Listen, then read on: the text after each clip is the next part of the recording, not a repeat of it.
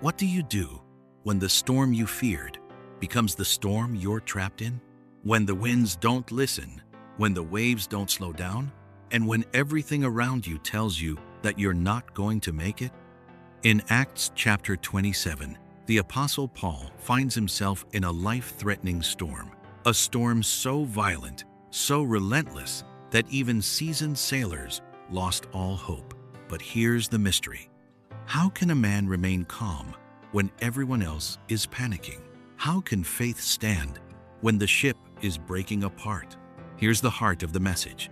God may not always stop the storm, but He always preserves you through it. 1. When the storm begins, the deception of calm winds. The journey began with what seemed like a perfect opportunity. Acts 27:13 says, "When a gentle south wind began to blow, they saw their opportunity, so they weighed anchor and sailed along the shore of Crete." Everything looked right. Everything felt right. But not everything that feels right is right. How many times have we mistaken a temporary calm for divine approval? Maybe it was the job offer that came with no obstacles and felt so easy you thought it must be from God, until months later you realized it led you to a place where your values were tested.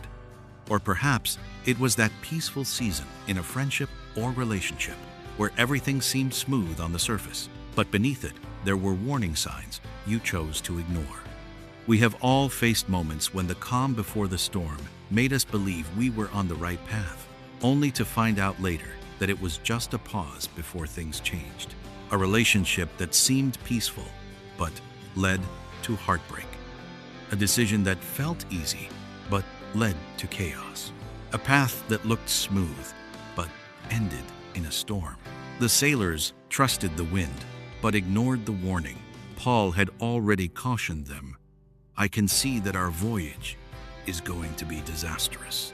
But they chose experience over revelation, logic over discernment. And suddenly, too, when the storm strikes, losing control, without warning, a violent wind called the northeaster swept down. The ship was caught, and they could not head into the wind, so they gave way and were driven along. Have you ever been there? When life takes a turn you didn't expect, when control slips through your fingers, when you're no longer steering, just surviving. The Bible says they secured the lifeboat. They passed ropes under the ship to hold it together. They threw cargo overboard. They did everything they could, and it still wasn't enough. But God's strength begins where ours ends. Even when we reach the end of ourselves, He hasn't reached the end of His power. Verse 20 says, "When neither sun nor stars appeared for many days, the storm continued raging. We finally gave up all hope of being saved." That's the breaking point. When the storm is not just around you, it gets inside you. Hopelessness, fear, silence. 3.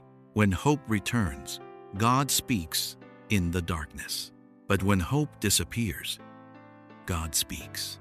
Paul stood up and said, "Last night, an angel of the God to whom I belong and whom I serve stood beside me." Let that sink in. While others saw chaos, Paul experienced divine presence. He said, "Do not be afraid. You must stand trial before Caesar. God has graciously given you the lives of all who sail with you." In the middle of the storm, God didn't promise the ship would survive, but He did promise they would. This is the difference between worldly hope and divine assurance. The world says, everything will be fine. God says, even if it's not, you will be preserved. 4. When faith leads courage in the midst of chaos. Paul didn't just receive a word, he acted on it. He told them, "Keep up your courage. Not one of you will be lost. You must run aground on some island." Even as the storm raged, Paul became a voice of stability. Faith doesn't deny the storm, it defies its power. Then something remarkable happened. Paul took bread, gave thanks to God, and broke it. In the middle of chaos, he worshiped. In the presence of fear, he gave thanks. Your greatest testimony may not come when the storm ends, but when you choose to trust God in the storm. 5. When the ship breaks, God's plan still stands. Finally, the ship struck a sandbar. It ran aground. The bow stuck fast. The stern was broken to pieces by the pounding surf. Everything fell apart. Sometimes God allows the ship to break. The plan you trusted, the system you relied on, the structure you built your life on. Why? Because your faith was never meant to rest in the ship, but in Him. 6. When God delivers, not one life lost. The soldiers planned to kill the prisoners, but the centurion spared Paul and stopped them. Then came the final instruction. Those who could swim jumped overboard. The rest hold on to planks from the ship, and the Bible declares, everyone reached land safely. Not some, not most, everyone. Just as God promised. You may be in a storm right now. The winds are against you. The waves are rising, and everything feels like it's falling apart. But hear this. God has not abandoned your ship. Even if it breaks, even if you lose what you thought you needed, you will not lose what God has promised. So hold on. Hold on to His word. Hold on to His presence. Hold on.